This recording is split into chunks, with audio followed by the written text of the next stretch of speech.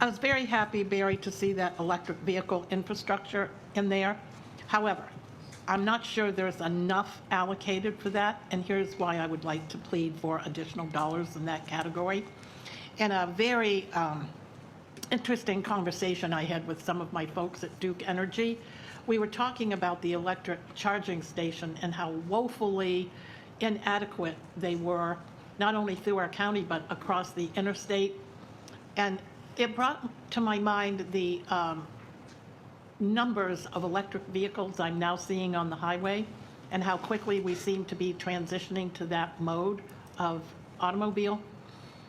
And if you think about the time when we had to evacuate the barrier islands and part of our county and how many folks were stuck on the interstate because they'd run out of gas, and without electricity, the stations couldn't pump fuel to get their cars refurbished with gasoline. I think we would be very wise to think about that piece of infrastructure that is now blossoming throughout our state and our nation in terms of trying to quickly ramp up these charging stations all over the country. And lastly, I'm a little bit disappointed that there wasn't stuck in here somewhere putting a solar farm at the property we were talking about it this morning, about building a sports facility out there. Well, instead of spending however many millions of dollars to refurbish that land, because it was an old landfill, why don't we think about putting a solar farm there that would benefit everybody? Well, if I can, first, we are, but it won't cost us any money. We are what? Looking at solar out there. We want to have a master plan for that site that includes multi-uses of that land. And so that's part of getting some of these studies to completion to where we can create the master plan and the demand. There is a current local company that's interested in part of that for a solar farm, okay? But not on taxpayer money. They would build it and run it and use it. So we are very interested in that. We've had conversations with Duke about that, but it doesn't meet their footprint and their need. So there is a lot of stuff going on there with there. I want to remind of us all, though, that remember, each municipality has their own funding for the ARPA funds. So within the municipalities, we didn't really look at charging stations that they would put in their downtown or things like that. We really look at the county and our county facilities and our roads and things like that. The other thing we did, so we've put this in as to expand that out, but remember during our electrifying our county fleet, we said it's going to be 3 to 5 years at least for the capacity to ramp up. Kevin and them just went to look at the new F-150 electric vehicle, the trucks that they're making. I'll butcher the numbers, but there's a demand for 3 million, and they're building 3,000. And so it is going to take so long for them to ramp up that although we want to get there, we have a time period for the expenditures of these funds. So we just thought that on that side, it's probably on our dime that we make some of those future investments. We can always change over the next year or so if we see that change. That we're only really talking about the first portion of this plan. So that's how we were at least initially looking at it. But if you want us to look at something more, we certainly can do that. That's the reason for this discussion today. Well, if I may, Mr. Chair, instead of everybody duplicating efforts, is there a group that is looking at, okay, this city is doing this city is doing that, we're doing this, is there a way we can combine our resources and get a bigger bang for the buck? One of the things that I'm always marveling at is how we've all had this conversation, so this isn't a secret, how many cities we have in this county, how they all duplicate services in each one. And when you think about the cost, we're dealing with it right now on the BTS board, when you think about the cost of the technology involved in keeping all of their systems current, it's mind-boggling. Seems to me if there could be a hub, I don't know what you call it, that everybody ties into, how much better off we would be. We're trying to do that where we can have regional plans. For instance, the Safe Routes to Schools program, a kid leaving their house, walking to school, doesn't care if they're in unincorporated, walking through a municipality to get to an elementary school, right? So we've encouraged collaboration on that to where we get from point A to point B. We've talked about and we've pitched out to the municipalities about, hey, if you have ideas of how we can work together, we're all ears. So we'll continue to push for those types of conversations. I think they're going to be very one-off because each municipality is going out to their own residents and getting input on how they can develop their plan. getting 24 of us together in a room would probably not be a good use of time. I mean, but I think where we can collaborate around specific plans and ideas, we would love to do that, and we would give that a higher, a real high priority on those types of programs if we can come up with it. One of the things that Laura did mention, and I would like for you to expand upon that, is that we do want to be a hub for others. In that it's not just about going after this money, but being a resource to connect people to other federal dollars that are out there where they may not understand or have the knowledge or input to be able to access those funds. So that's another way in which we can assist others as part of a rollout of this program. Yes, I've had conversations with other city leaders, other civil servants in the municipalities within the county. I can't force them to play ball with me, but we've had conversations, and there's, where our interests overlap, there are plans to collaborate, absolutely. Another thing that Barry was alluding to is we did create a benefits navigator to put on the Pinellas County website for individuals and businesses to go to, and nonprofits to go to look at all the funding sources that are available to them. Because there's a lot, ARPA is not just the state and local fiscal recovery fund. There's a lot of funds out there, and it's not just this one. So we don't want to duplicate those efforts. Okay, just other questions here. Commissioner Flowers. I noticed it wasn't a dollar amount by the Regional Fire Training Center. Do you have a ballpark? We're trying to get Jim to work with them to kind of get those figures together, but do you have any update? She said 1.5, Laura said 1.5, but again, Somewhere in there. we need to refine that down, and so it's probably going to take us a little while to. I just wanted to make sure at some point there'll be a number there, where even if we didn't do all of it, some of the major things that we saw, they can do some of those things. Okay. Commissioner Justice. Thank you, Mr. Chairman. I have a few questions. And on if there's a natural partnership with a city, that's great. But sometimes when we get funds like this and we do the matching, we do the big bang for our buck, we end up not funding the unincorporated area at the same priority. So we just have to balance that out. A couple of questions. And maybe you said at the beginning, I apologize, if the Trans 1 and Trans 2, what's the difference on the list of projects? I see there's $152 million in the first list, $88 million in the second list. The first list is mostly projects. Well, it is projects that we could get started on right away.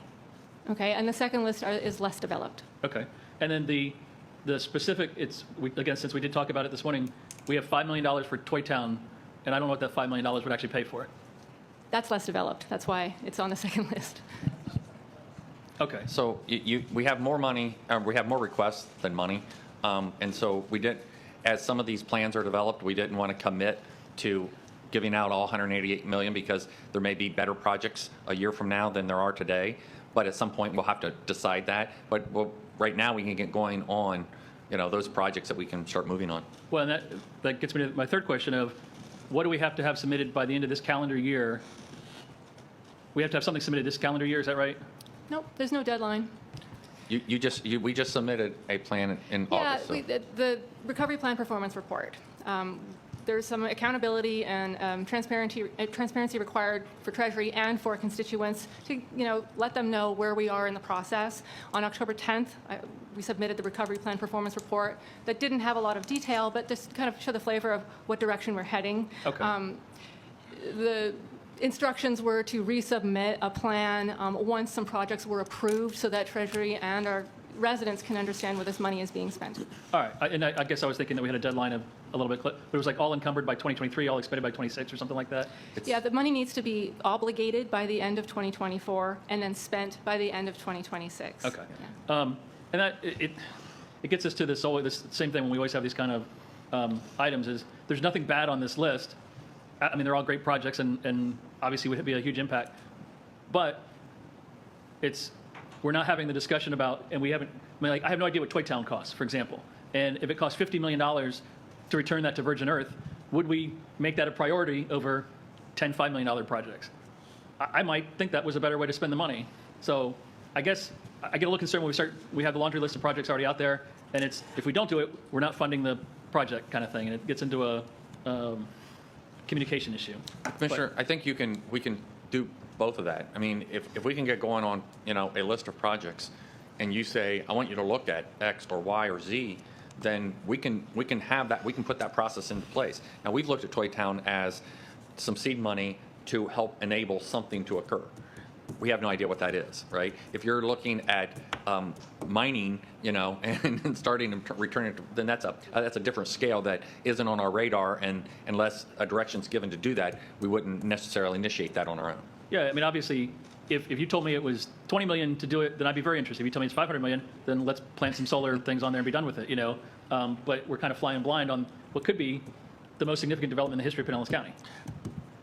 Yeah, we can probably have that. I mean, I think we're looking at Toytown as you can cap it, and you can do recreational facilities. And you've got only part of the area is cells. You got a lot of area where you can build buildings or whatever, so you could put solar farms on that. You could do other types of things.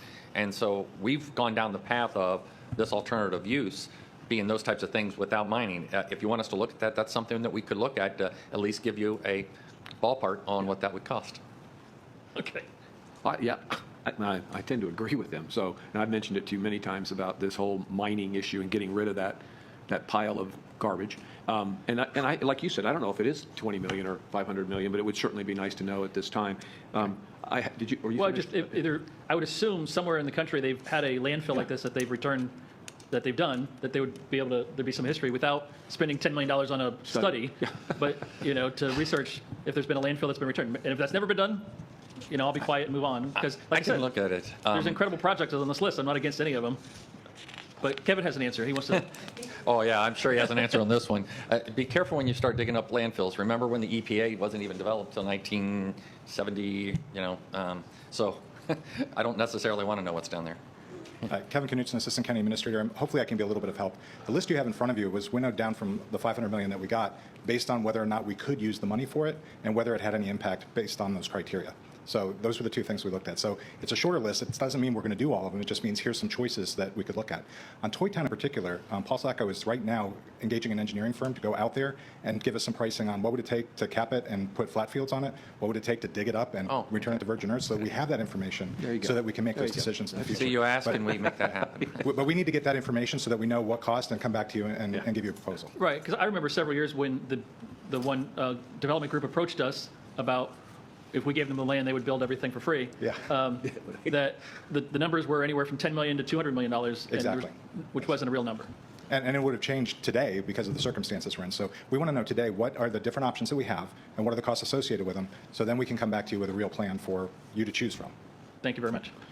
Yeah, I just had a couple of questions as well. Just on as far as projects that we can that qualify for, is there a reimbursement date going back? In other words, if we've expended funds this year or in this upcoming budget, and I'm thinking specifically of, we've talked about many things here about augmenting some penny money, so that if we provide some funding in this area, that the penny can be maybe relieved to do some other projects. So what I was thinking about was in our enterprise funds, like, one of the things that we all noticed this year was a huge increase in our sewer rates.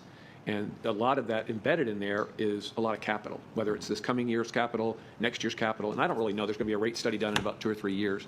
But I'm just curious if those kinds of things are eligible for it. And, so. She'll have to speak to the date of reimbursement. Yeah, any expenditures that were incurred as of March 3rd, 2021 are eligible. And I would have to know more details about those expenditures to know whether or not they fit into one of those expenditure categories. Well, it's infrastructure, but it's but anyway. But what we did do is, you'll notice there are several projects on here that were current planned projects under the current penny. So that's to help alleviate some of the pressures that we're seeing from the fact that we've got projects that are projected to be, $100 million more than what we have projected coming in under the penny. And remember, we have many projects where we're scoping them out now, and we have no doubt that the prices will come in higher than what was originally projected. So it was designed to alleviate some of the penny, which does free up dollars then to do more penny projects that were promised. In terms of, we did look at this issue and talk to Megan about some shifting dollars. We could take some of these dollars and put it into stormwater and sewer and things like that is certainly eligible. We have some of that in here, but it wouldn't make a significant difference on our rate, because a lot of the big capital stuff she bonds. And so you're bonding that out over a period of time. So you would have to put a lot of money in to have any material impact on the rate.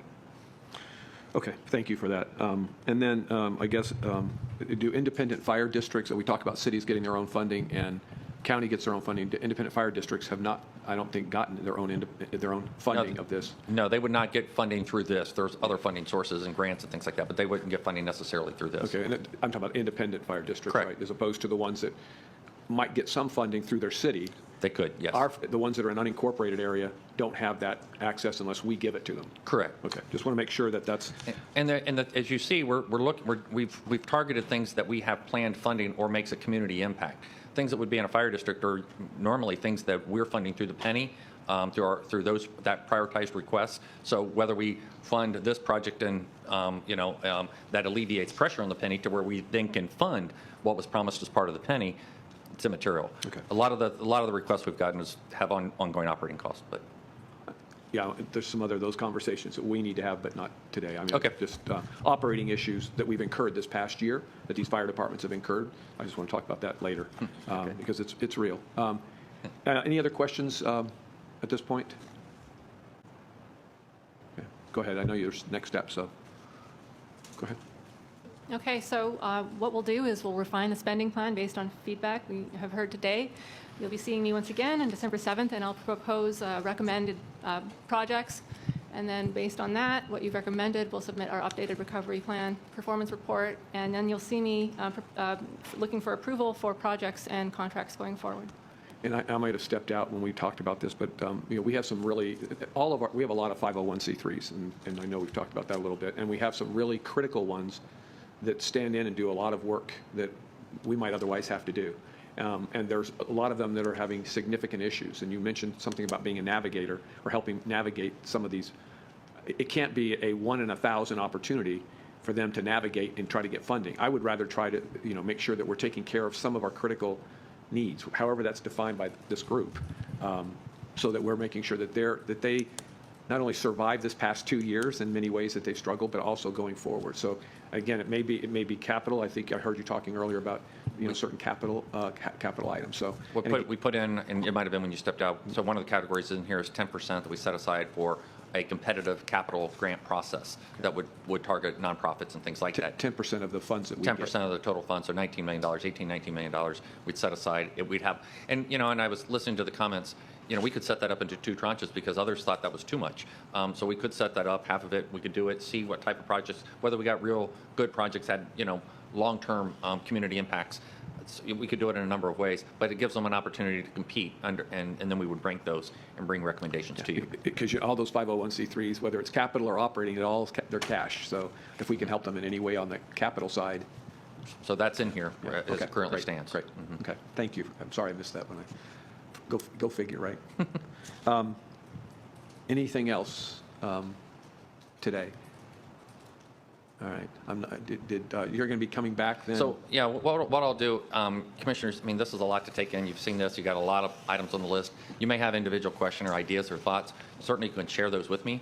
And when on one-on-ones, you can share any other thoughts you have.